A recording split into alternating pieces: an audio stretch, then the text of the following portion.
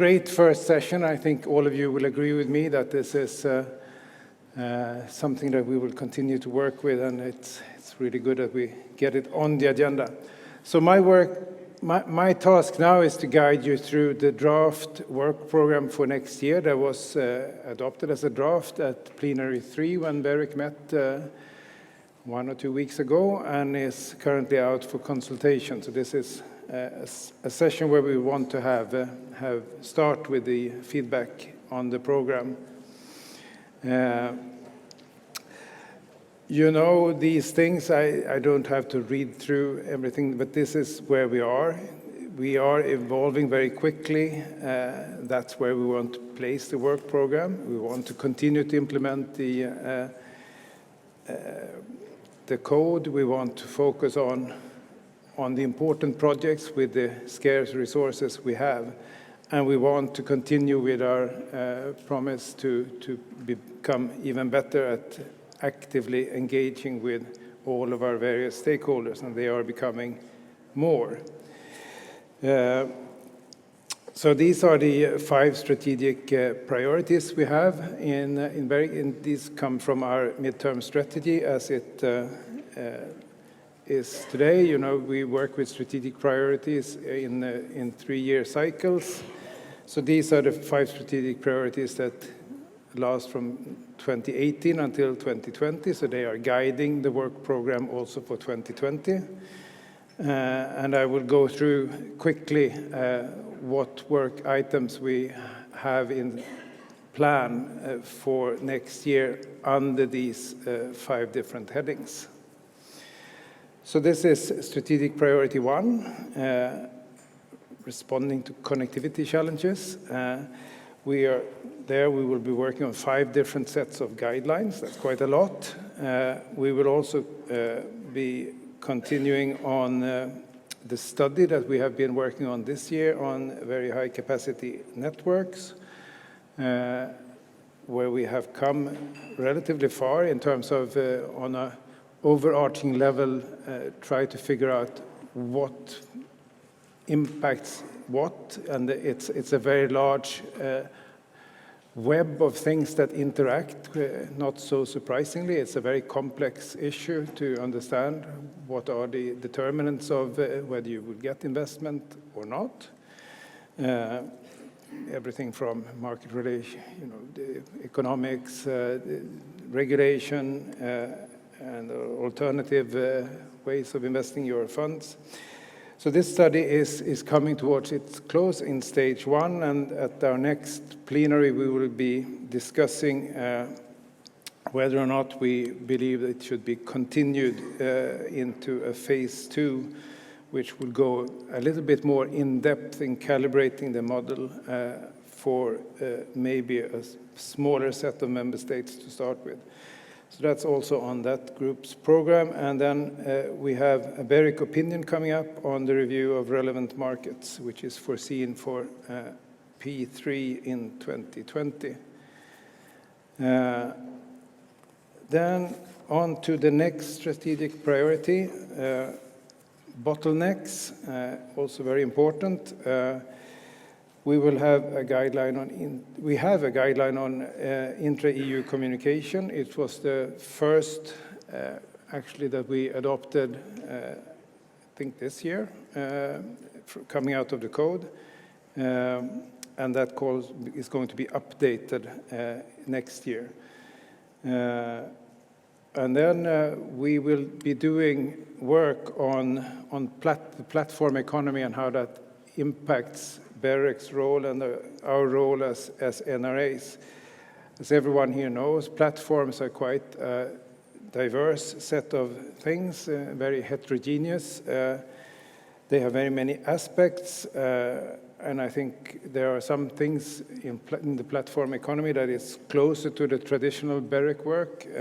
We want to understand in what sense the shift among consumers onto new types of electronic communication services is impacting the way we work with markets, the way we work with regulation. Are there new bottlenecks that we should be aware of? What kind of intervention do you think might be required? There are many other aspects of platforms that maybe are a little bit further outside the more traditional scope of BEREC, and that is a lot to do with content. That content which we also talk a lot about in, or society talks a lot about in various different sets of discussions. And there I think we need to understand better how we need to interact with, again, similarly to the discussion we just had on cybersecurity, there are other organizations at national and at European level that will be more closely perhaps involved in regulating hate speech or any kind of content related to platforms, but I think we want to understand how we should be engaging with those kinds of agencies. So I think, summing up for platforms, we will look at identifying what role we as NRAs and BEREC should have in this part of the ecosystem. We want to identify what kind of collaborations we should be developing in this field, and also, I should say that to help us do this, we might be thinking of initiating a study in this field, and we're preparing that for discussion at upcoming meetings, maybe the next plenary, presumably. Last item on this slide is that we will have a workshop on OTTs. At the end of this year, we will complete a public report on harmonized collection of data from OTT operators. And then in 2020, we will have a workshop consulting on templates for data collection for this purpose. Strategic priority 3, 5G, connected to what we just were discussing. Of course, that continues to be in focus for BEREC. We have not been as brave as we heard RSPG saying that that's all done. We still think we have a little bit of work to do there. And we are still, I think, at the part where we also want to enable rollout of 5G ecosystems. We haven't reached the end of that discussion. And then, of course, security links very much into that, the discussion we just had. And there, I think our main focus is, as I think was said in the previous discussion, that we're not aiming to take over responsibilities, but we want to have a good collaboration with those more central to the security discussion, and we want them to understand what we think we understand about market development, market regulation, and we want also to understand better what those involved in security are doing so that we can let that influence our work. So what we don't want to see is that BEREC is perceived as a silo which is not involved in the security discussion. And then we will see what happens with the toolbox, what tasks will BEREC get from the toolbox conclusions. So we will have to retain some spare capacity to deal with whatever comes our way, and where we can, we will, of course, be interested in helping. We are considering organizing a workshop also in this field in the first half of 2020 to consult wider, again, following the discussion here. Strategic priority 4, open internet, also one of our favorite topics. A lot of discussions is ongoing still on the development here. We have decided to move the guideline that was supposed to be adopted at the first plenary of next year to actually to the second plenary just before summer next year. And that is because we foresee that the consultation, which is now started, will probably collect a great number of comments, and we want to be sure that we can take those into account in a good way and consider them before we come to conclusions.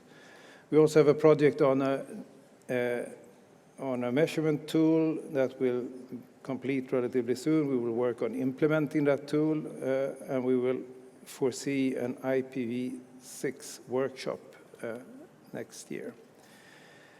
Last strategic priority, consumer empowerment. It's, of course, as I think I mentioned earlier, a cornerstone of all of our work. We think BEREC has always had the motto that consumer is in the center of things we do. And next year there are 3 sets of guidelines in this area and a report on best practices in relation to defining adequate broadband internet access services that is being prepared in this working group. So here's a slide of other things that are probably familiar to all of you. This is not really new work, it's continuation of ongoing work, and there will be work streams in all of these areas also in 2020. So I think last slide from me on this presentation. I mentioned the consultation is out there. We are hoping to get your considered comments by 6th of November. That means that we can take them into account in a good way before our plenary meeting in December, when we will have to decide on the work program. And then I should just also mention that from the new electronic code, we have an obligation to submit to the Commission and to the Parliament a draft outline of the next year's work program already in January. So in January of this year, we submitted a first outline of the work program for 2020 and so on. And that's so to be able to better engage in planning of doing that, we are trying next year. We have shifted so that it will not be next autumn when we meet for the next stakeholder forum. It will be already in April of next year. And with a view to having a good discussion at that event, we have in the consultation on the work program for 2020, we have asked you also to give us your first input in terms of things you would like us to consider to work on in the next midterm strategy. So please include that in your consultation responses as well. And the final thing I will say is that, of course, we in BEREC, as well as everyone else, is looking very keenly forward to seeing what will come out of the new European Commission, the new European Parliament, and I'm sure that that will be a lot of exciting things affecting all of us, and that we will need to be agile enough to review and reshape the program as new initiatives come our way that way. So I'm not going to say anything more now. I ask you to, if you have questions on this, please save them for the Q&A that we will have in a short while together with Michel and Jeremy. And now my task is to introduce to you Tim Cole, who will talk to us about the diagnosis. Is the internet well and alive, or is there a problem? And what, if there is a problem, might be the cure? So, Dr. Tim, please.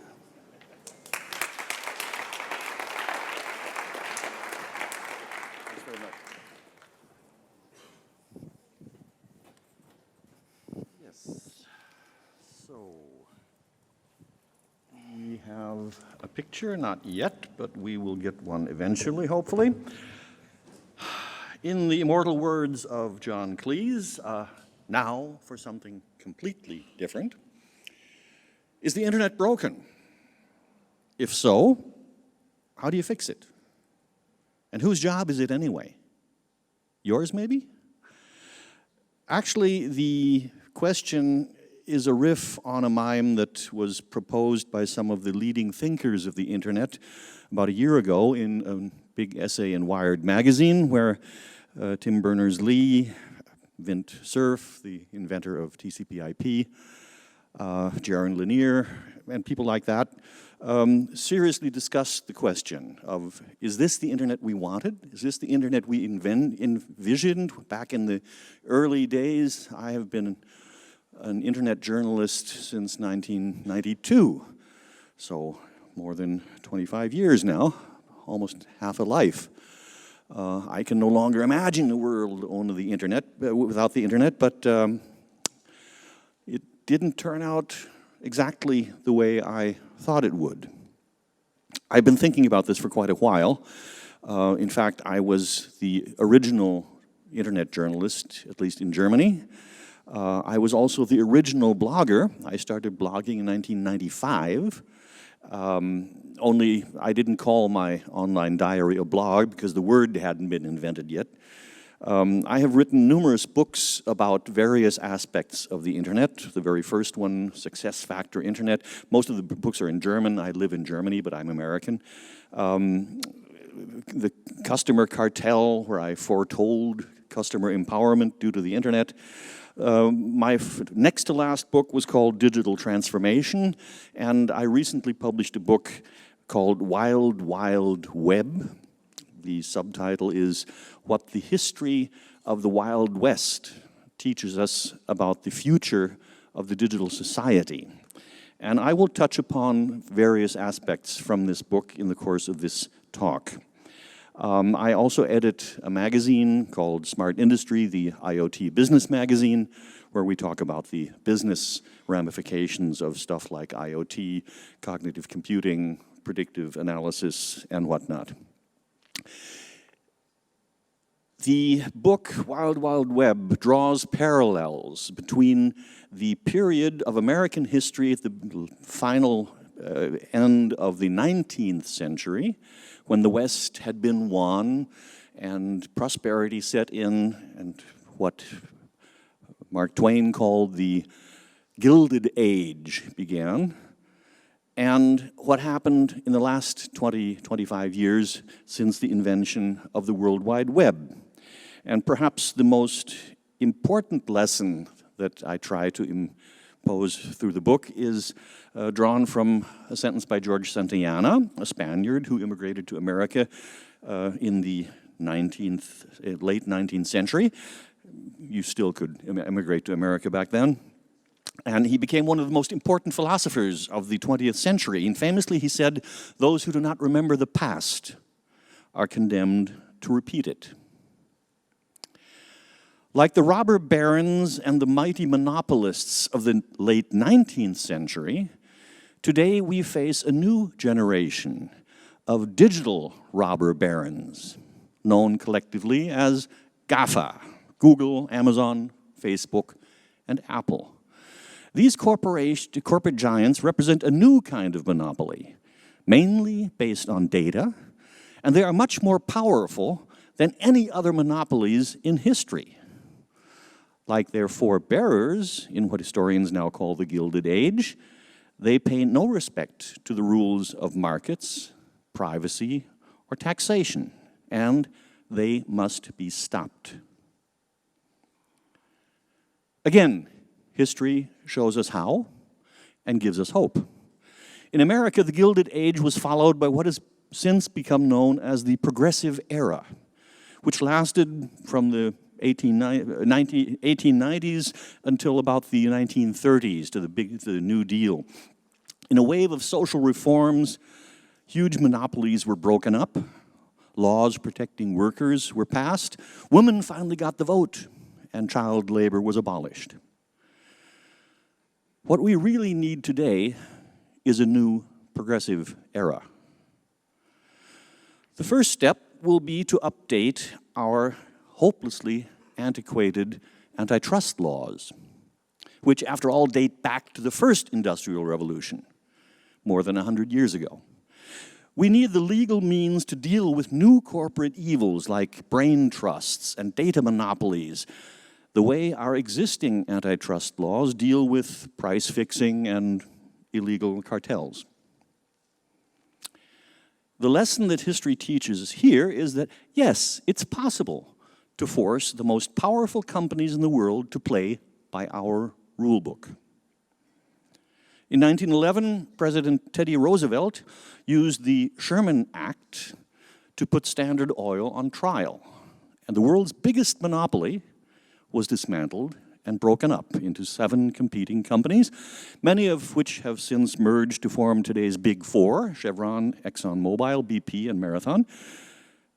We have healthy competition in the fuel market in America, which we did not have under Standard Oil. If history is any guide, Alphabet is next. Google's parent company is a data monopoly run wild, and something needs to be done. Personally, I believe it would be best to break Alphabet up into its component parts. Google, Waymo, Calico, Nest, YouTube, and Android could and should stand on their own feet. They must also be forced to abandon their habit of sharing their customers' personal data amongst themselves, which of course gives each of them a huge and unfair advantage in their, over their competitors. Lesson number 3 is, nobody is too big to fail. The nearest thing to Amazon in the days of the Wild West was Sears Roebuck. In 1886, a man called Richard Warren Sears printed his first mail order catalog to sell lonesome farmers in the Wild West the things they needed. But in later years, Sears began to target customers in the big cities as well, which meant they had to build expensive department stores in the suburbs. By the 1990s, there were more than 6,000 Sears stores all over America. To cut costs, Sears went so far as to discontinue its famous catalog in 1993. But by then, it was too late. Sears went into a long decline, and just a year ago, on October 15, 2018, the glorious history of America's biggest retailer came to an end when Sears Roebuck Company finally filed for bankruptcy. Today, Amazon is much bigger than Sears ever was. That's because Amazon controls the entire value chain, from e-commerce to logistics and payment systems to the cloud itself, where all this runs on AWS. Will Amazon go the way of Sears? None other than Steve Bezos recently warned in an all-hands staff meeting that Amazon will one day fail, and he expressly cited the example of Sears Roebuck. In fact, Amazon is in real trouble nowadays. It's been accused of unfair trade practices and tax evasion. And the EU sentenced Amazon to pay $750 million in back taxes. In July, the EU's top antitrust regulator launched a formal investigation against Amazon, accusing it of using data collected by third-party sellers who rely on its platform to promote its own products. If these allegations prove true, the company could face well into the billions of dollars in fines. Lesson number 5, the World Wide Web and its major players need adult supervision. There are enough suggestions making the rounds today, from a digital rights board to a kind of quality label, preferably issued by a private-public partnership like the German TÜV, which for the last 100 years has certified the roadworthiness of cars and trucks in Germany. Viktor Meyer-Schönberger, a friend of mine, Austrian-born legalist and head of the Oxford Internet Institute, has called for mandatory data exchange for the biggest internet companies. Tech companies with more than 10% market share, he says, should be forced to share the consumer data they harvest with smaller companies in order to create a level playing field and stop stifling innovation. Hence, lesson number 6. To fix the web, we will need new regulations. Law and order, as they would probably have said back in the Wild West. We need to examine our existing laws and make sure they are suited to the new digital reality. If not, we need to make new ones that are. Europe has enacted tough policies to curb the behavior of companies like Facebook and Google, and passed laws to deal with privacy, hate speech, disinformation. In the meantime, China has largely condoned off itself from the rest of the internet, allowing Beijing to censor political content and bolster Chinese tech companies like Alibaba and Tencent. In India, Indonesia, Russia, and Vietnam governments are introducing regulations to ostensibly protect their citizens' privacy and build domestic internet industries that critics say will stymie the ability of American companies to provide services to these countries. The Trump administration has begun inserting legal protections into recent trade agreements that shield online platforms like Facebook, Twitter, and YouTube from lawsuits that could help lock in America's tech-friendly regulations around the world, even as they are being newly questioned at home. The American rules, codified in Section 230 of the Communications Decency Act, shield online platforms from many lawsuits related to user content and protect them from legal challenges stemming from how they moderate content. These rules are largely credited with fueling Silicon Valley's rapid growth. House Speaker Nancy Pelosi recently came out in favor of altering or abolishing Section 230, which she says is, quote, a gift to them, the tech companies. And I don't think that they're treating it with the respect they should, end quote. In an interview, she said, it is not out of the question that it should be removed. The question, though, is, what is to replace Section 230? And is it Europe's job, maybe, to play a leading role here? If so, we need to act fast before the US administration confronts us with accomplished facts. Regulation, however, will only take us so far. We, as netizens of the new digital society, need to develop and help our children develop the ability to be on the lookout for and spot fake news when we come across it. Technologies are morally neutral until we apply them, writes Gert Leonhardt, a friend of mine, in his book, Technology versus Humanity. It all depends how we use technology. If it is true that Silicon Valley has brought us things like data theft, digital heteronomy, fake news, trolls, hate postings, information overload, and total transparency, then the same technology ought to be able to help us stop them. If sexist bots and racist artificial intelligence exist, then it's because of the biased algorithms that reflect the mindset of their programmers. That means it should be possible to create anti-sexist and anti-racist algorithms too. Yes, this will cost lots of money, but GAFA has lots of money. So if we really want to fix the web, we will need a new set of ethical principles, a new playbook. Charlotte de Bourgie, the head of the For the Future consultancy in Paris, deplores the prevailing, quote, utilitarian and short-term vision of the digital domain. The end result, she worries, will be super specialist technocrats working in isolation on the research and development of their applications. She says, quote, if all hope of an independent vision of digital technology is abandoned, its application will ultimately be dictated by all-powerful multinationals, thereby strengthening their grip and adding to global imbalances, especially in the area of internet governance. When the internet was young, I remember, early 90s, conversations among users mostly took place in forums or on the so-called Usenet. The tone there was rough. Flame wars were frequent. Acrimonious rage postings were the norm. Users were prone to besiege each other with taunts and personal insults. It was then that the idea emerged of a netiquette, a set of rules about accepted online behavior. None of them had any legal validity, but they were popular and widespread.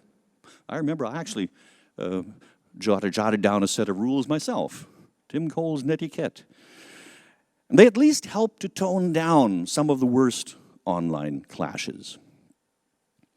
We obviously need to agree once more on what constitutes ethical behavior in the age of the internet.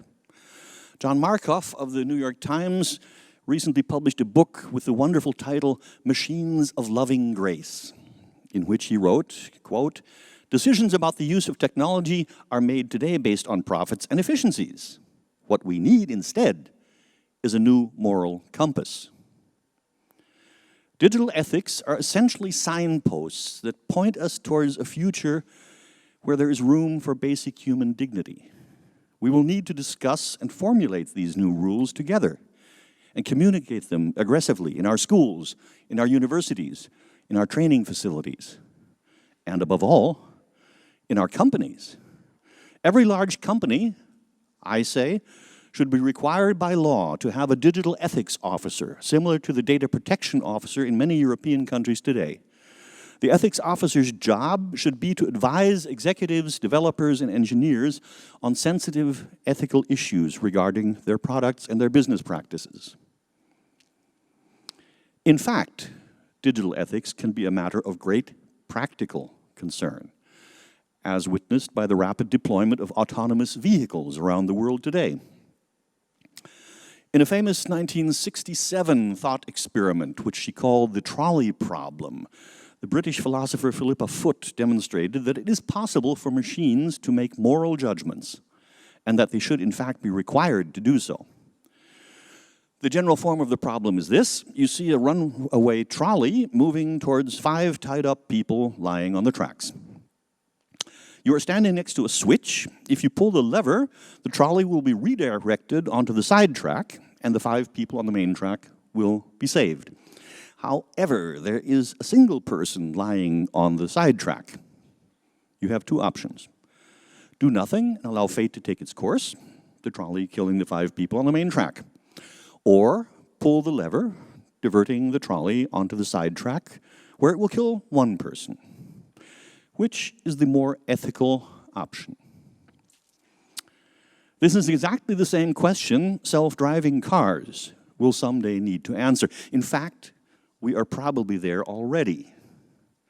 In March 2018, a self-driving Uber vehicle ran down and killed a pedestrian in Arizona. In such cases, which one of the many schools of ethical philosophy should machines base their decisions on? Or put another way, who should bear the responsibility for a machine's ethical decisions? The programmer? The software company? The car maker? The car's owner? Or should we put this all down just to a kind of digital force majeure? The choice is ours, and we need to come up with some answers, quick. Machine ethics are less a question of technology and more of the direction we as a society want to head. Jurists may squabble about the need for a digital road traffic act, but in the end of the day, it is us, the netizens of the digital society, who must decide how far we want to let this go. In a similar situation, a group of concerned biologists got together in 1975 with a few lawyers and doctors in Asilomar in California to create guidelines for the safe use of genetically engineered DNA. In those days, scientists were only beginning to learn how to manipulate DNA from various sources into combinations that were not known to exist naturally. Although they were confident that the new technology offered considerable opportunities, the potential health and environmental risks were unclear, much less the moral issues involved. Participants finally agreed that research should continue, but under stringent restrictions. The recommendations formed the basis for the official U.S. National Institute of Health guidelines on research involving recombinant DNA, issued in July 1976, which have proved remarkably effective to this day. In areas such as artificial intelligence and mass surveillance, we are rapidly approaching a similar situation, and we need to act. The solution may be a global digital ethics council, which could be established under the aegis of the UN and consist of people from all walks of life, normal citizens, academics, governments, business, technology, companies, as well as free thinkers, writers, artists, intellectuals. Their job would be to serve as an early warning system with the authority to monitor and, when necessary, inform the public about potentially harmful, illegal, or immoral developments in technology. The next 30 years will see more innovation than the past 300 years, says Gert Leonhardt, the futurist. Change is a constant, but not everyone is comfortable with new things. The new, after all, is by its very nature unknown. The Greek word for stranger, xeno, can also mean enemy. What are we supposed to do with people who are afraid of the future? How can we convince them to join us on the road to a human digital society? This will be one of the biggest challenges of all, one on which the future of society and of our liberal democracies depend. If we fail to take the timid and disoriented with us, they will look elsewhere for guidance. For instance, to radical wingnut ideologists and xenophobes, of which there are far too many already to choose from. And anyway, the big question you need to ask yourselves is this: are you ready? Are you ready for change? Are you ready to reinvent yourself and your companies, your society, or not? Hey, it's your decision. You can say no. Just shows that you can't really stop change from happening, can you? All you could do is slow it down, at least for a while. But that would be bad. Bad for you, bad for the company you work for, bad for the society you live in, bad for the economy you work for, bad for the country that you were born into. Bad, bad, bad. As the famous American civil rights activist Ulrich Cleaver, the author of Soul on Ice, once said, "If you're not part of the solution, you must be part of the problem."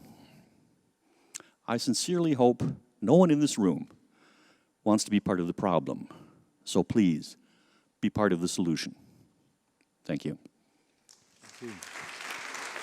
Thank you. Thank you very much, Tim. If you think that telecom regulation is hard, try digital ethics. No? I think it's an even a tougher job. Who wants to ask a question to Tim? We have a bit of time for a couple of questions. Thank you so much. We have one over there. Thank you, Carlos. Thank you, Philippe, and thank you for the fascinating presentation.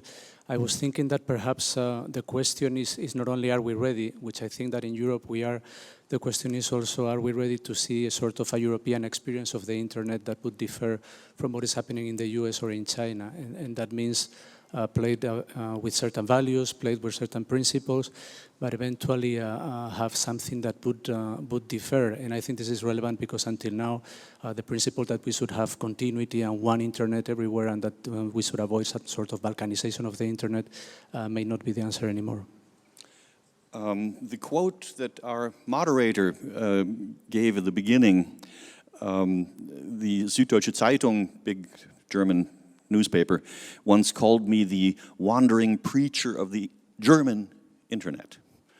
And I always found that very funny because it implied that there's a German internet. Of course, I don't find it that funny anymore after learning things like China's ability to shut off the West from its internet with the Great Firewall of China. Russia is trying to separate its internet from the rest. Obviously, it is technically possible, at least to some degree, to create regional internets, and this worries me very much. I would hate to see that happen because the promise of the internet was that it was going to be open and worldwide and promote understanding amongst people. I actually, in the first book I wrote, had a chapter at the end where I was speculating about what this could lead to, and I said, well, this is probably the end of war. You can't wage war on someone who you know, and everyone, thanks to the internet, will know each other. Sorry, I must correct myself. Not all of my prognoses actually come true, but I think we need to at least try to keep the internet as open as possible. I'm very heartened to hear that you are in on the side of net neutrality. I hope America will reverse itself in that respect sometime soon. We need to chip away at the walls, at the great firewalls and the others. I think if we don't, the internet really will not fulfill its promise. And if I can perhaps repeat in my own words, Carlos' question, if Europeans are dissatisfied, that's Carlos' question, I think.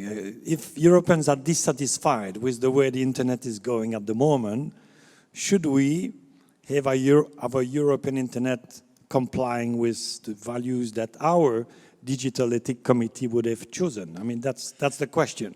I think that Europe is in the process of leading the transformation of the internet.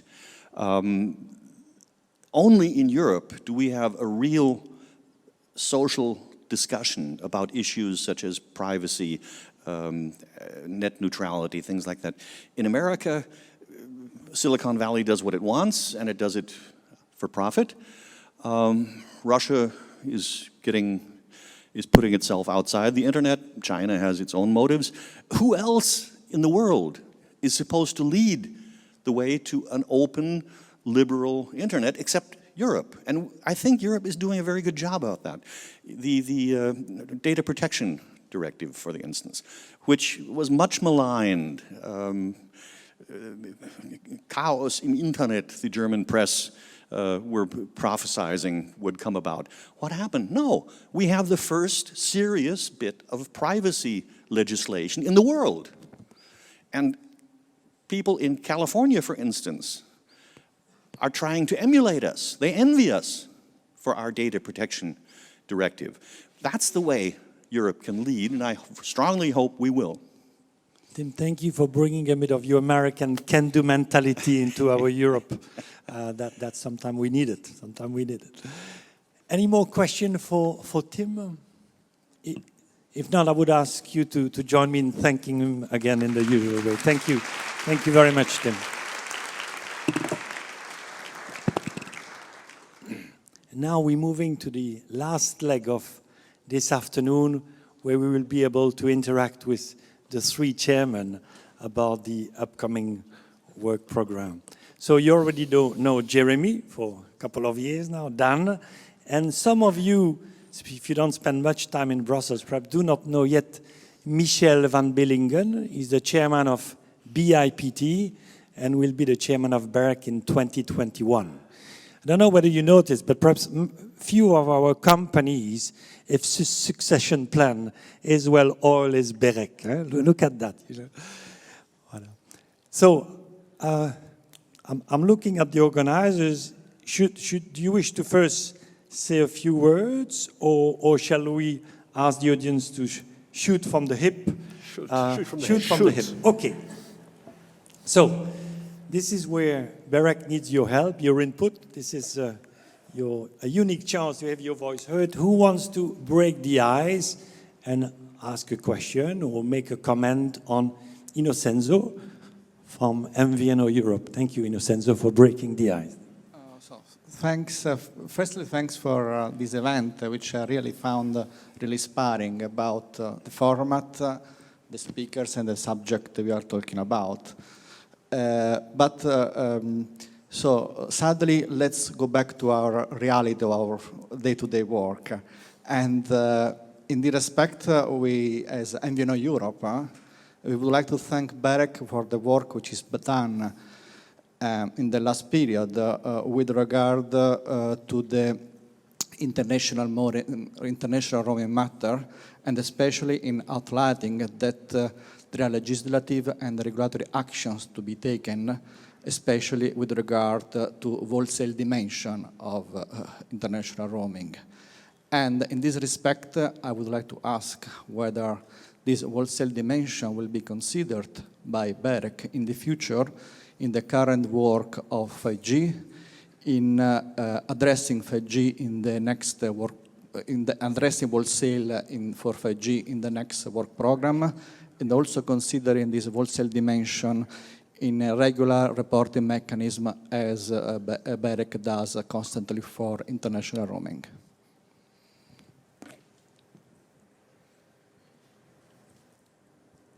Okay, let me give an answer. So first of all, can I say thank you very much for your thanks, and thanks for raising, I think, a very important point, which is the wholesale dimension of 5G. I think one of the things we have a piece of work on this year is about regulatory implications of 5G, And a motivation for having that piece of work was to try and understand what would be necessary to ensure that the 5G ecosystem was as vibrant a source of innovation as the internet has been in the 25 years since Tim Cole started blogging about it. And one of the observations has been that on the internet, it's been possible for a guy and a girl in a garage to start up a business, have a service which they then could reach a global market without having to ask for permission, without having to negotiate a distribution deal with internet service providers around the world. That permissionless, frictionless innovation has been absolutely critical and key to the major benefits to society that the internet has brought. And when we start thinking about how does that frictionless, permissionless innovation get replicated in the IoT world, when you maybe have some people in the garage inventing some kind of device that needs to be distributed around the world, possibly the users will take it from one country to another country, and it will need to be connected in every country that it goes to, and it will be connected probably, very, very possibly wirelessly through 5G networks, and it may require connectivity with some particular parameters using a particular type of network slice. How are the people in the garage going to be able to acquire that connectivity without having to do, in Europe, 28 deals times 3 or 4 or 5 operators in each member state multiplied by the whole world? That seems to us, or seems to me anyway, to require some kind of wholesale access to mobile, to the 5G networks. And you can, if it's really going to be frictionless, it will mean that those people will be able to dial up mobile connectivity as a service and purchase it just as easily as they can purchase today a virtual Unix server from a cloud service company. So I think that's so if we're going to see all that innovation and unlock that innovation, it's likely to require easy access on wholesale terms to mobile networks. Now, I should say that is not the same observation as saying that that means we should regulate it.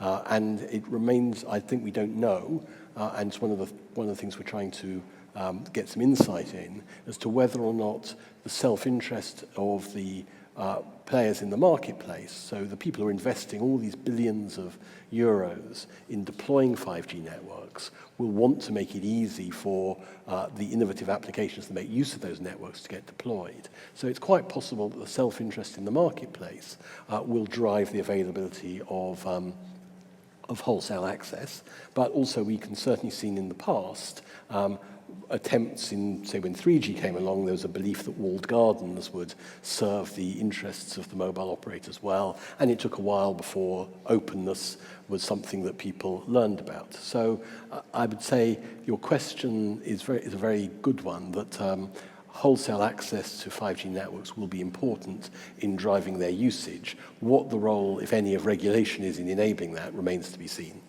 The debate on Market 15 is not dead. Johannes, we all know you very well, Johannes, but not your new affiliation. So, hello, everybody. My name is Johannes Gungel. I'm now speaking on behalf of Huawei.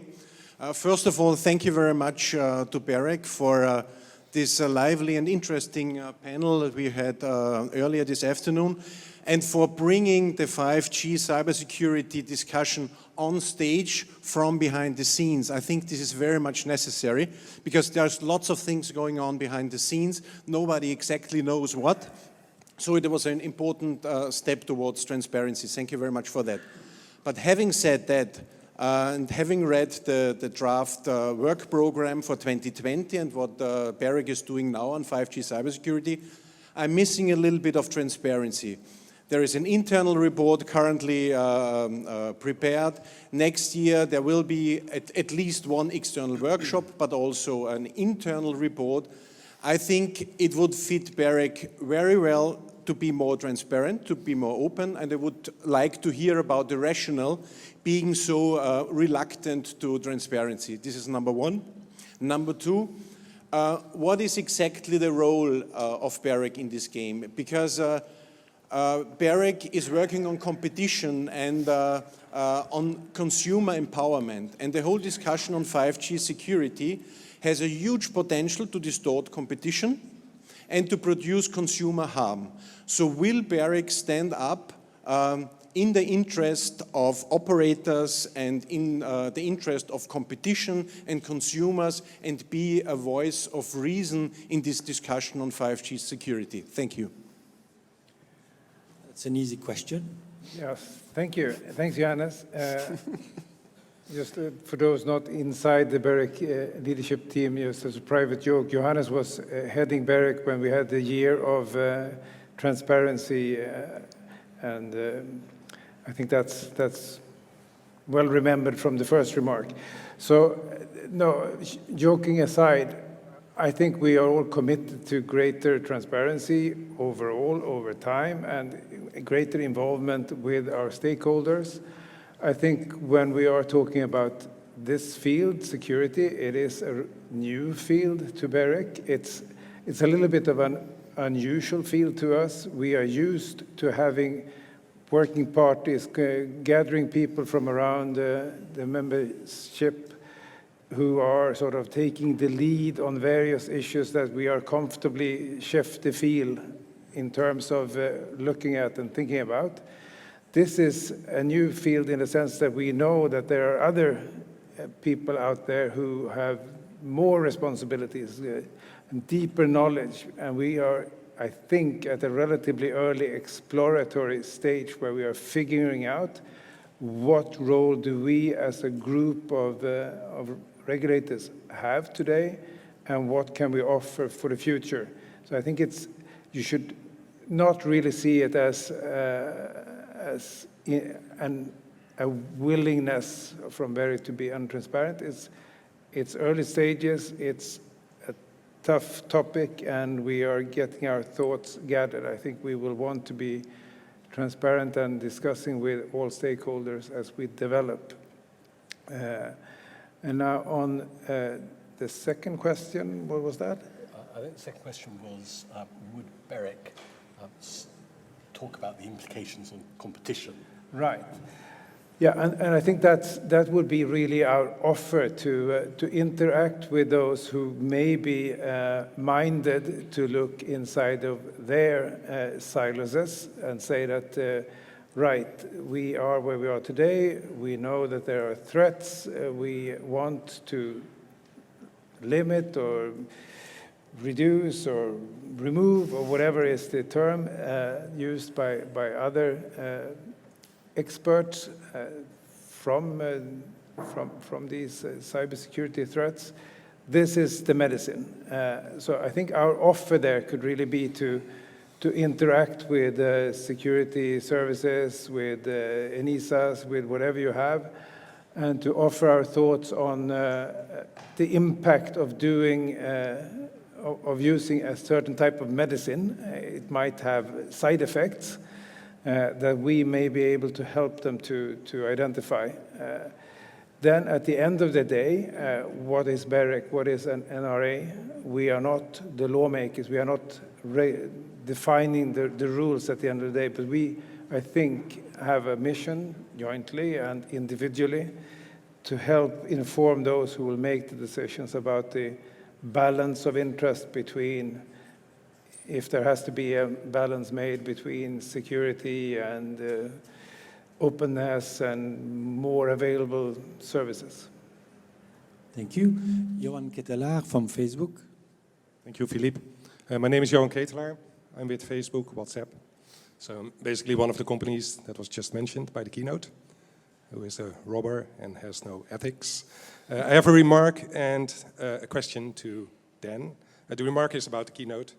I'm more than happy in future to engage with anyone here in the room who wants to have a proper discussion about the role of Facebook and other tech companies in the challenging times we have ahead in the next years, developing regulation for platforms. So this is an invitation to anyone organizing events or who want to engage a little bit deeper into the complex platform discussion that we all want to solve in a proper way. That's one.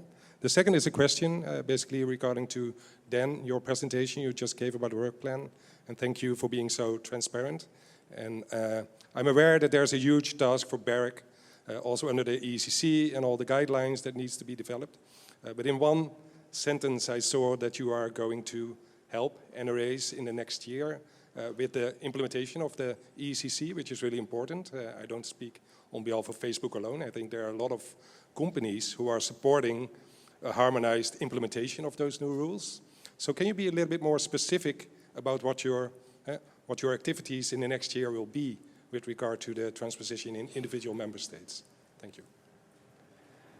Well, I think we will probably do what we usually do. I mean, helping member states is a process. I think it's not so much people coming to BEREC asking for a program of implementation. It's being there. It's having working parties that discuss, where we invite all of our colleagues in the group to participate, and then we come hopefully to solutions that work for all of the group, and that is a strength. And I think learning by good examples from colleague regulators is I think one of the most powerful things in BEREC meetings that I've seen, that when we hear about ways to solve difficulties that we have encountered back home, perhaps in discussion with other interest groups that also affect our national environment, we can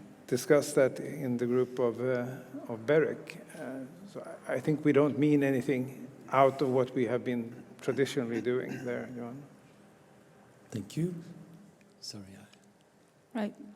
Thank you. My name is Amelia Andersdotter. I work with Article 19 on their technical standards project to monitor the impact of technical design choices on the abilities of individuals to exercise their human rights. And so I have two questions. Number one, relating back to the first question that we were asked today on competition. So in 5G, we are familiar with the network slicing concept. And there's currently a battle, let's say, in the technical standards about how authentication to network slices should occur. I'm wondering if BEREC foresees any activities to resolve competition issues by authenticating directly into a network slice, thereby making it more easy to functionally separate the network provision from maybe access service provision to end consumers. Now, my second question goes back to the theme of the day, which is security. And it's again that in 5G, we have seen a massive amount of new security features being introduced for the benefit of non-public networks. And I would like to know if BEREC foresees any work to ensure that these non-public network security features are able to reach end consumers also in the public networks. Thank you. I can answer, I think, both your questions very shortly to say we have a consultation at the moment about what are the regulatory issues related to 5G that need to be addressed in order to make sure the full benefits of 5G come to society. So it's a lot of work has been done, and we heard from Jonas earlier about spectrum and how to assign the spectrum. But getting the benefit, assigning the spectrum, deploying the networks is only the first step towards getting the benefit. So you raise a couple of very important, I think, issues that are new to me, but the kind of pathfinding project, we've called it, is an attempt by BEREC to inventory what are the issues that should be either on our work list or that we should suggest should be on the work programme for the Commission or other actors in order to bring things about. So if I believe that that may be actually out for consultation at the moment. I can't remember exactly when it is, but when it's out for consultation, please give us that input and give us as much detail as possible about the issues, and then we can make sure that it gets on the agenda. Antonio? Thank you, Philippe. Antonio Amendola, AT&T. I have a question to Michel, and I would like to look a little bit forward. And in view of your chairmanship in 2021, what is the conversation you would like to start today with your BEREC peers to pave your way in 2021? Thank you. Thank you, Antonio. I think that today we have to be conscious that there will be the same themes in 2021 as today. Security will be one of the elephants in the room. EMF will be a second one. I think that we have to raise awareness to this. Luckily, it doesn't concern every member state, but in several countries, this is a major problem. And this is a very simple question. Is 5G dangerous or not? And to this question, as BEREC, we have no answer, because BEREC is not competent for health. But BEREC may raise awareness, BEREC may cooperate with other authorities, like health authorities, WHO, with ITU.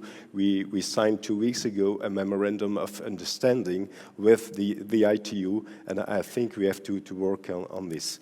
That's the first part. Second part, I think that it's already in the work program for next year, the regulation of the digital platform will be also a very important topic to talk about, to deal with in 2021. And finally, we'll see what the new Commission and the European Parliament will come up with. That's for sure one of the key elements too. Thank you. Thank you, Michel. Carlos, and then Matthew. Carlos Rodriguez with Telefónica, and thank you, Philippe, for the second shot.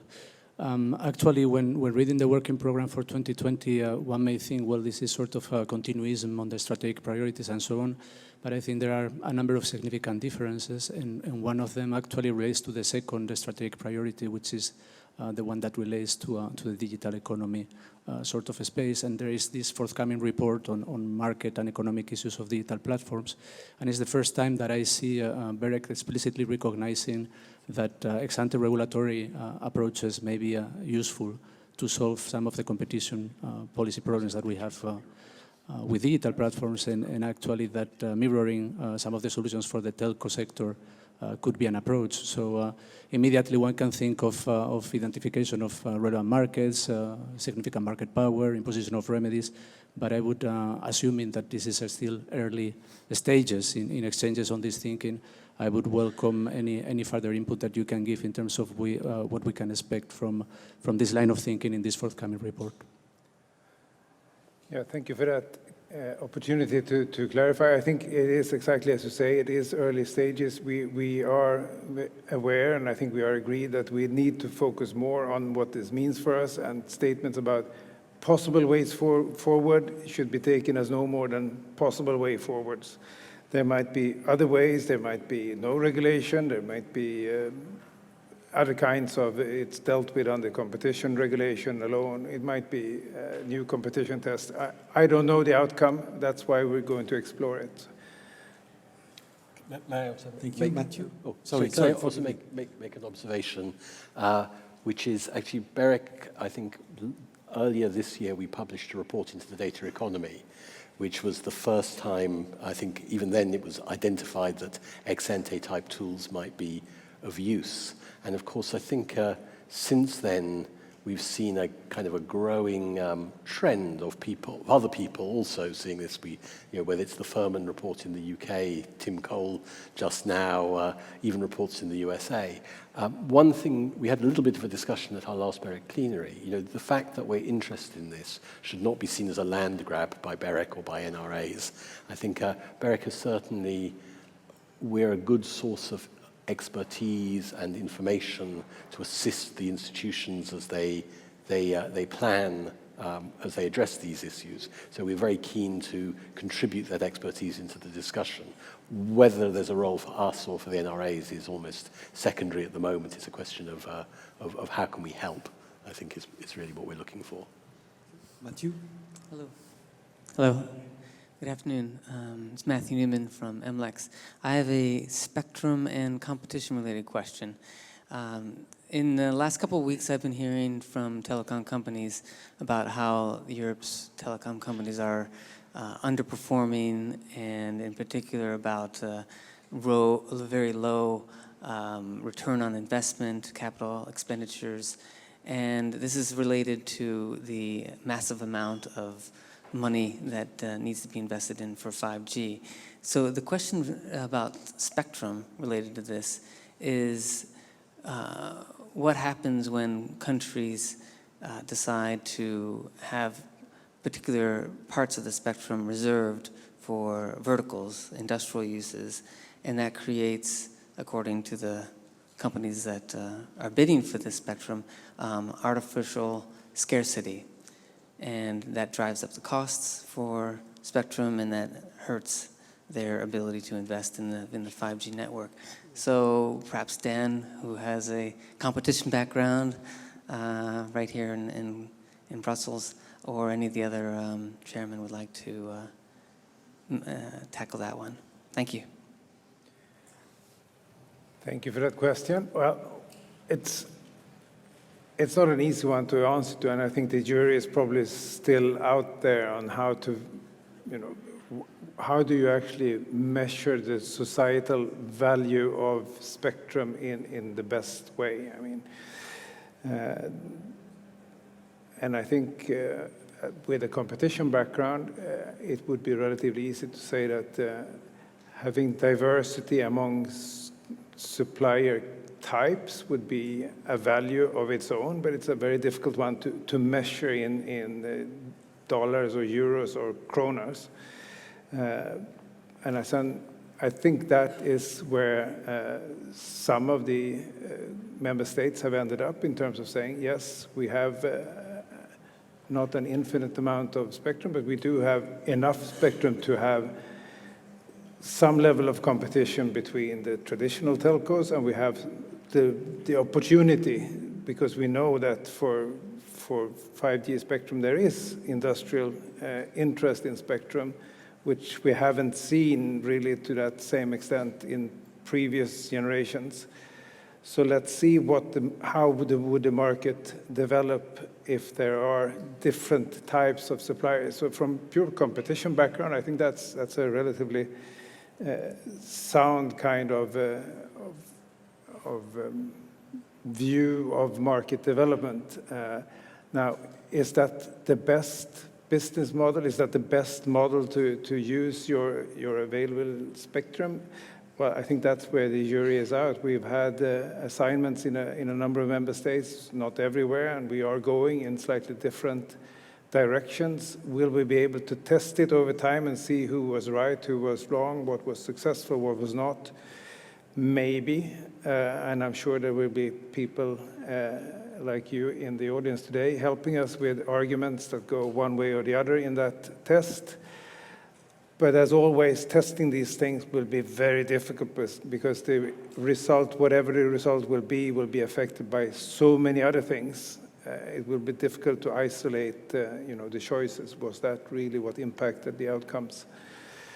So I think that's essentially where we are from a competition and member state ability to choose, as it were, because so far we don't have coordinated spectrum assignment definitions in Europe. If I may add something to Matthew, what you called artificial scarcity in different countries may lead to very high prices, but high prices in this auction process is not necessarily the result of this kind of artificial scarcity. It's just the way it goes with many market players. And to begin with, it depends, of course, of the reserve price you have for organizing the auction, and the temptation of mostly it's the Ministry of Finance to have a very high level of reserve price, which we as regulator won't encourage, of course not. Thank you. Marianne? Hi again. So my name is Marianne Fernandez from BEREC, the European Consumer Organization, and my question is for the three of you. First of all, thank you very much, especially for that remark saying that consumer empowerment and protection is part of the cornerstone work that BEREC does. And in this sense, I would like to ask, what's your vision for Europe's telecoms consumers? How do you envisage BEREC and consumer organizations that are part of our membership to keep working together to actually improve the electronic communications market? Thank you. You want to start? Yeah. I think, first of all, for the benefit of everybody else, earlier this year, BEREC and BEREC, we ran a joint workshop on a vision for Europe's telecoms consumers.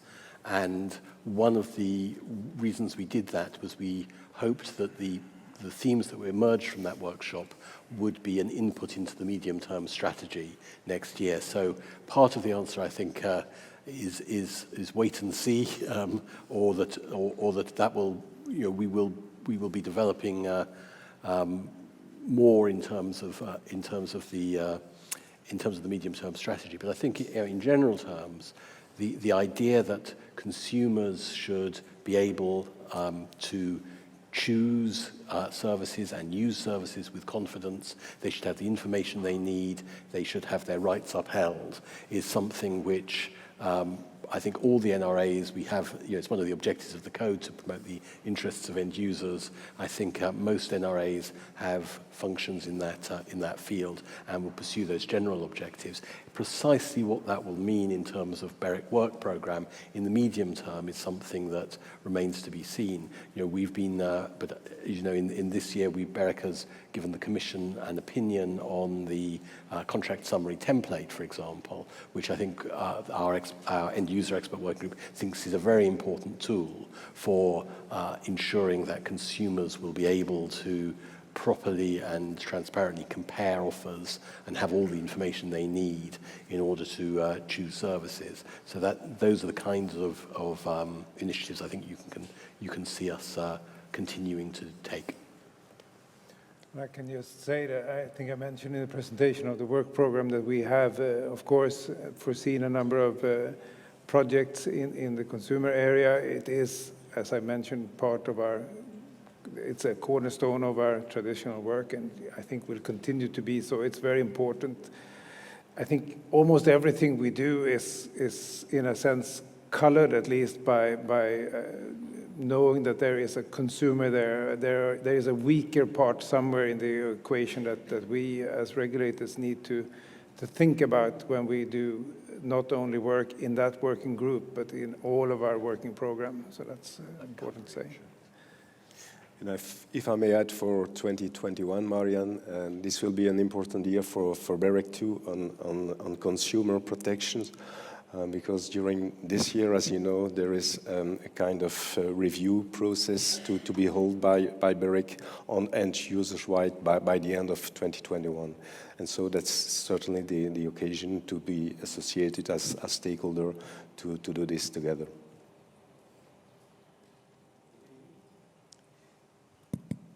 Yeah, thank you, Philippe. So Aurélie Doutrio from Orange. So thank you very much for this stakeholder forum and the debate we had on cybersec, notably, very interesting.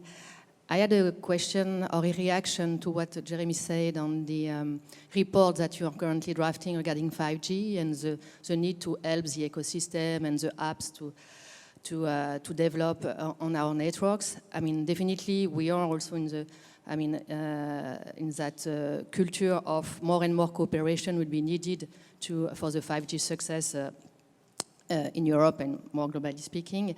But my question is more also, to do so we will need the networks. So I understand that BEREC may want to find some rules to help apps to go onto the networks, but I would also like to better understand what would be the initiative, if any, from BEREC on how to support operators to roll out their networks. So spectrum is one aspect. We already heard about it. Anything about the Broadband Cost Reduction Directive, for instance, so I would be interested in. And maybe another question, if I may. Your work program is huge. There's a lot of reports to be adopted, a lot of guidelines to be adopted that follow the adoption of the code, where you are, you will be asked to develop expertise on very high capacity networks and so on. There's also in your work program a lot of new streams, for instance, on cybersecurity, as you mentioned, on competition, on data, on platform. And I was wondering on those specific aspects where part of your member do not have the competency, I mean, formally speaking, how is it going to work in terms of process? Or the regulator in charge, already in charge of cybersecurity, maybe in some member state, will lead the process? How is it going to work for those new items that are not, strictly speaking, in the remit of BEREC? Thank you. Okay, thanks, Aurélie. I'm going to answer your question about 5G network deployment, and Dan will talk about the work program and the involvement of other actors. But I think, we have lots of disagreements and debates in the industry. But I think there's one thing that almost unites us, which is that if the deployment cost of networks is lower, that's a good thing. And there's obviously, in the code, there is the very specific example of the Commission doing the implementing act on small cell deployment. But of course, I think we see things like local authorities seeing network deployments, whether that's 5G or fixed network deployments, as sometimes being a source of revenue there. If their income from central government goes down, they'd like to charge telecoms operators more money. There are issues around permissions for road openings or permissions for mast construction that I know in many member states can be a problem. And then I think Michel also talked about EMF. At least in some places, the EMF requirements are so stringent and much more stringent than the health experts and the physics experts would tell us, that can also be a problem for deployment. Now, you ask what can BEREC do about it? Of course, many of those issues don't fall directly within our competencies to make rules or guidelines about, but we do, of course, have an influencing role. So I think it's one of the things that you can, again, expect us to do is when we identify these issues, is to talk about them, to raise the salience of them with the relevant people, and also to discuss with the Commission, who do have their role of initiating legislative proposals. And you talked about the Broadband Cost Reduction Directive. I know Anthony's gone, but in discussions with him, we in BEREC think that it's probably a good time to review that directive. It's now several years old. It's littered with references to 30 megabits per second. It's got no references to VHCN. I think the experience of using it is maybe been a little bit disappointing. It hasn't potentially achieved as much as it might have done. So I think we're really keen again to engage. I think it will be on the Commission's agenda to review that directive. I think I've heard Anthony say it will be on their agenda. But if it's not, it certainly should be. And the fact that it's not in any of the mission letters from Mrs. Van Bellinghen is just that it's not quite as high priority as some of the other things. So I think obviously, in the work program, there's the generic stream of giving input to the Commission on matters of interest, and I'm sure that as the Commission gets going on the review of the Broadband Cost Reduction Directive, BEREC will certainly have a significant role in providing insights and data to help them with that. And if I may just carry on a little bit on that question, I mean, one of the things that we have been sharing experiences on at BEREC meetings where I've been is indeed on the national implementation of a cost reduction directive. And as Jeremy has been saying, there are instances where it would be better if things went quicker. There are courts involved, there are opportunities for parties who do not wish to grant access and so on to delay things. So that's one experience that we would be happy to share with the Commission should they choose to look into a review of this directive and do it on a more better way. There was another question of how would we deal with topics that the membership perhaps have a more diverse relationship to at the national level, and I think we wouldn't deal with them necessarily in any different way than we deal with any topics. The way, if we form a working party in BEREC, it's an open invitation. Anyone who's interested to participate can participate, and Again, it may not necessarily be that you have to have this responsibility at home in your domestic setting for you to be interested to learn more, to actually share your experience from the responsibilities you have. How are they affected by new elements in the market that might at home be handled by a different set of regulating agencies? So I think we will find a mix of participants into any group dealing with cybersecurity or dealing with platforms or whatever it might be that we don't have universal coverage of in the group. Gentleman at the back. Thank you. Good afternoon. My name's David Lund from Public Safety Communication Europe Forum. We are currently running a pre-commercial procurement across a joint procurement across 11 member states to procure mobile broadband services for public safety. It's for sure we don't have spectrum for public safety. We don't have harmonized spectrum across Europe, so we're leading towards having to share commercial mobile services. So my question is, how can BEREC help us to make sure that public safety responders have available services wherever they are in Europe and whenever they need them when we need to save a life?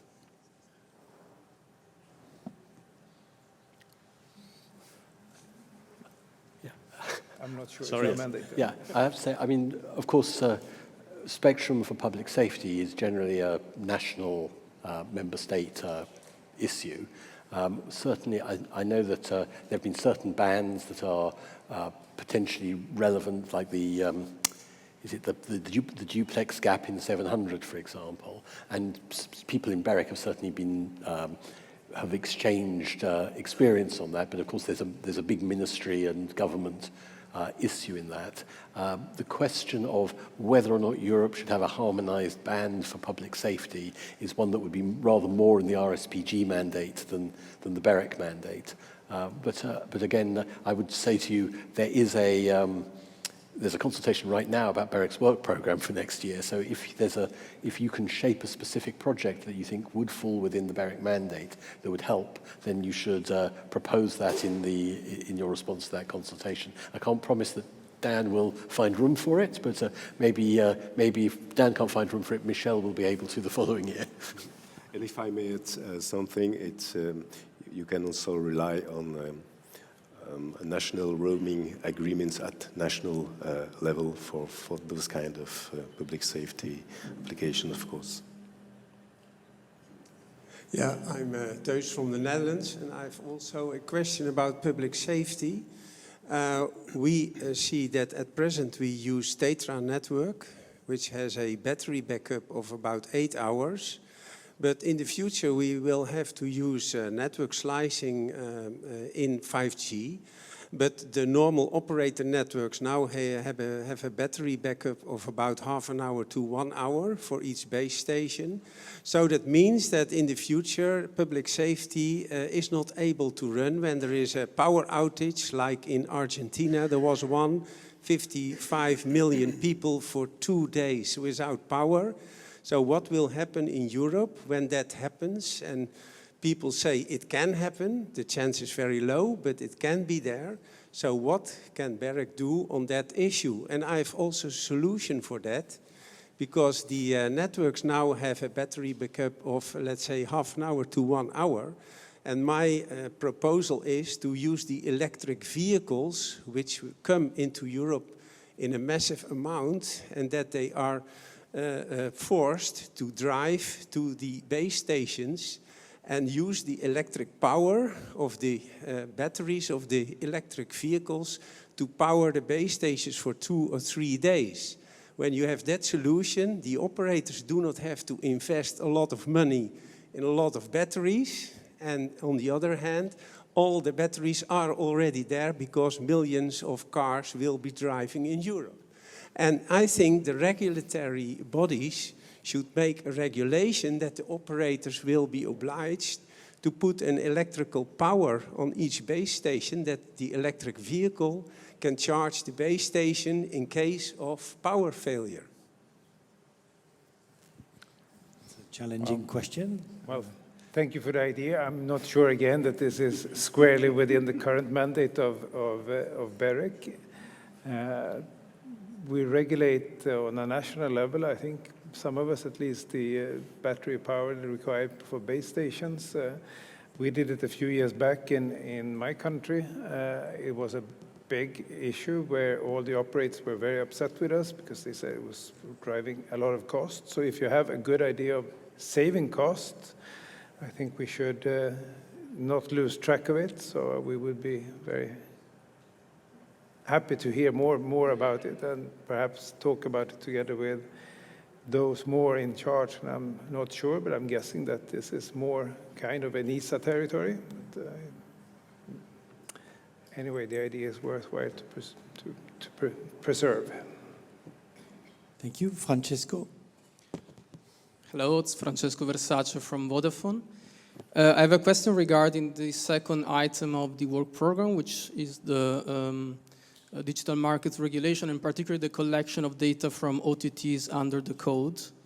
Now, you know that, regrettably, in our view, OTTs are not subject to general authorization requirements under the code. My question is whether you consider that NRAs still have the powers to collect those data, and if not, if you consider that some adjustments to telco regulation should be considered. Thanks. Thanks for the question. I'm going to try and answer it because I seem to remember that I had helped shape this piece of work this year. So there is something in the code, and forgive me for, because there are, I don't know how many articles in the code, I don't remember all of them verbatim, although I do have a really good app on my iPad which has the code, which shows just how sad you have to be a telecoms regulator. But there's one article in the code which is about collection of data. I think it does involve collection from OTTs, or at least some categories of OTTs. And BEREC, I think, has the potential to create some kind of guidelines to enable that to be done so that it can be done in a kind of coherent, consistent manner. Obviously, many OTTs will operate transnationally, not just in one market. It would be quite inconvenient for them if they had 28 similar but not identical data requests. So one of the things we're doing in BEREC is to look at what might the data requirements be and what ought we to do in order to produce, in order to create some coherence, either from the point of view of convenience for the people supplying the data, or because it could be important to be able to compare data in a consistent manner between markets. So I think that's what that project is about. But in terms of exactly what the powers are that NRAs have to collect data from different categories of OTTs, that's something that's in the code. Hi, Tony Shorthold from Telage. I think it's a question for Dan. It's about the study on the determinants of investment in VHCN. And my question is, because I'm just curious, what will be the decision points for whether you move from phase 1 to phase 2 on that report? And what will phase 2 involve? And what's the timeline associated with it and so on? Okay. Thank you. I think that's actually a question for me, probably. Maybe just to say a little bit about what phase 1 has in it. I know you were at the WIC conference yesterday, so you saw the spaghetti chart. In phase 1 of this piece of work, what our consultants have done is to interview lots of experts from NRAs, from incumbents, from access seekers, from altnets, and from financiers, and also review a lot of the literature about what drives investment. And they've created out of that probably the most comprehensive map of what are all the cause and effect relationships that affect the decisions that different actors might make about whether to invest in very high capacity networks, and also what the implications of those decisions might be for other matters that are of interest to regulators such as consumer choice. And it's a big and very complicated map. Just that process, I think, has generated some insights, such as, although you can have a generic map of all the drivers, the importance of those drivers and how they apply very much depends on the specific characteristics of different markets. So it does, I think, again, confirm, I suppose, a message that BEREC has felt in its bones, but I think we now have really good evidence to support it, that there isn't a single regulatory strategy that can be imposed or come up with by BEREC that will work and have the right effect in every member state. And it also, coming back to the answer I gave to orally, it also absolutely confirms that anything that can be done to reduce deployment cost is very important, and that some of the differences we see, say, between Spain and other markets is the great availability of ducts in Spain meant that the deployment cost was very low, and that was a really key reason why Spain has had much faster fibre deployment than, say, poor Ireland.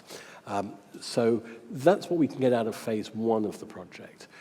What you can do in phase 2 is to create a quantified version of that model. It will not be as complicated as everything on the spaghetti chart. So it depends very much on the kind of question that you're trying to answer.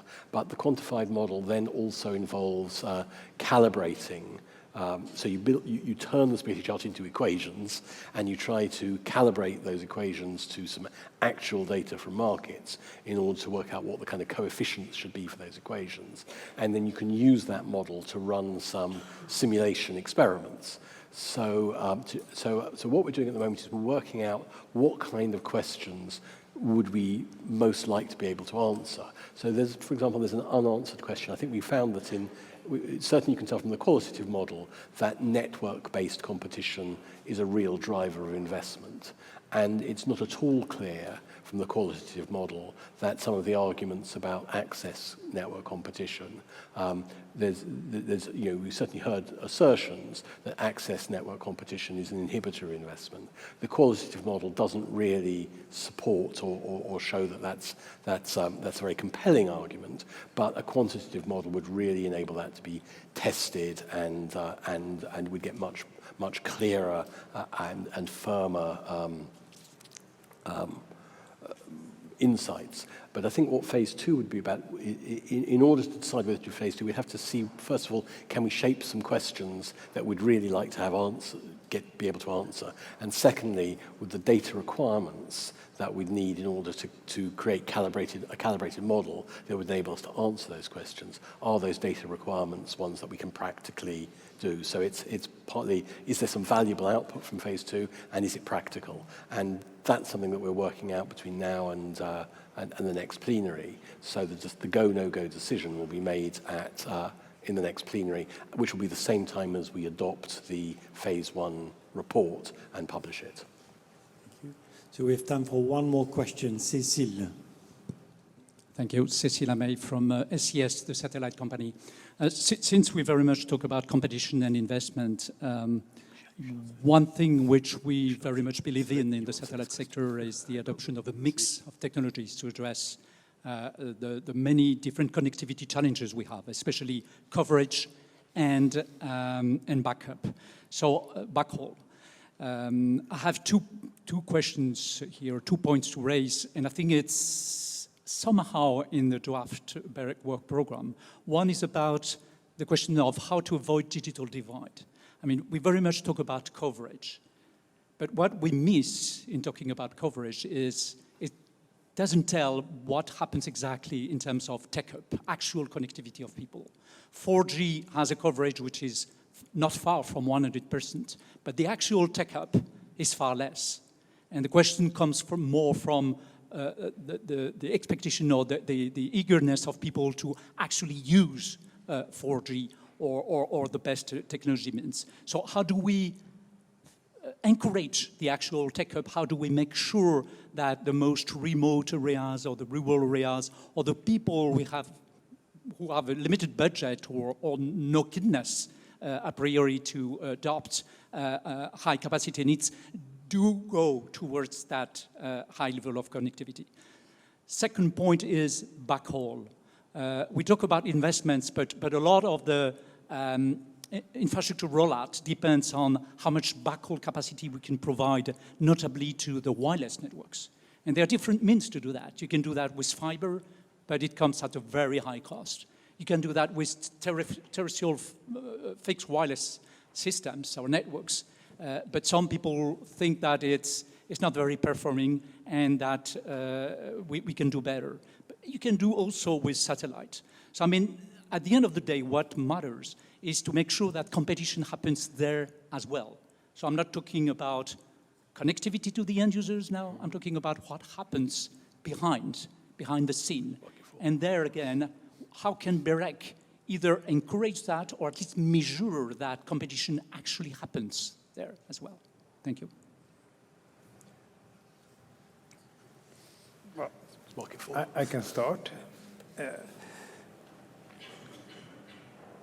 Of course, it's important for us to look at take-up as well as connectivity as such. And I think that's in our work as NRAs. I think that's issues we do talk about in BEREC as well. Now, it is going one step further to talk about measures to improve take-up. What are good strategies? And that may come again to one of the previous questions here, an area where some of the NRAs may have competences and others may not, because this is going into advocating in a more domestic setting for the benefits of connecting at end user level. And I think this is a coming task for many of us. I think we are going to be talking more about it. And when we do that, I'm sure that we will be including satellites as well as any other means of connectivity. This is, if there's anything we used to, I think it's being technology neutral. Now, that might again be a little bit challenging because the forward-looking in terms of where is satellite going to actually help and when is not always clear to us. I can just take an example from my own country. We do annual reports about people's ability to connect, of course, as everybody else does. And this year we actually had to revise our prognosis a little bit downward because there was no longer a satellite company that was offering an end consumer product, which there was last year. And then we're doing a prognosis looking forward to 2025, and then we're saying, well, we know that there are lots of discussions about satellites coming on stream, low orbit ones, and so on. So we think that in that forward-looking perspective, we will have it back again, presumably. But that prognosis is not so easy, and I think that's just the market reality. It's not different from satellites to fiber or whatever else. The remaining areas are going to be difficult in many cases, and doing solid prognosis is also going to be difficult. And it's an area we do talk about in BEREC. Thank you. I think we are perfectly on schedule, and the last item on the agenda before the cocktail is for Dan to offer some closing remarks. Thank you, Philippe. So I'm very glad we met. We set out today. I think Jeremy said that this is the stakeholder day. This is the day that we interact with our stakeholders, and I think we have done that. So I'm very pleased with the interaction. I think this last session here was very good. I liked a lot of the questions. Thank you very much, and I hope that the questions continue out over the cocktail. It's also been a day when we have, I think, started the process of thinking a little bit more concretely what does this security issue mean for BEREC? What is our role? We will continue to look into that. We have started doing the same with the platforms. So those are two big new relatively new areas for us to start thinking about in a more structured way. And I'm sure that that will continue throughout at least next year and presumably also into Michel's chairmanship in 2021. And we'll continue to look forward to having a good dialogue with all of you on that. And then we had our futurist who gave us a little bit of provocation. It provoked some in the room more than others, maybe. Sorry about that. We think it's important to hear views of that kind. That's why we decided to have somebody like that. I'm happy to discuss whether that was a good or a bad idea as well over the cocktails in a few minutes. And then my last point, of course, I would be extremely amiss if I didn't offer my sincere thanks to all the wonderful people who have made this day possible for us.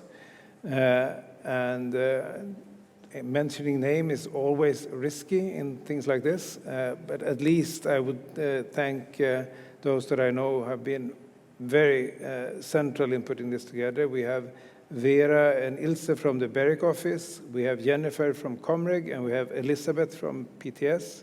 Would you mind standing up, the four of you?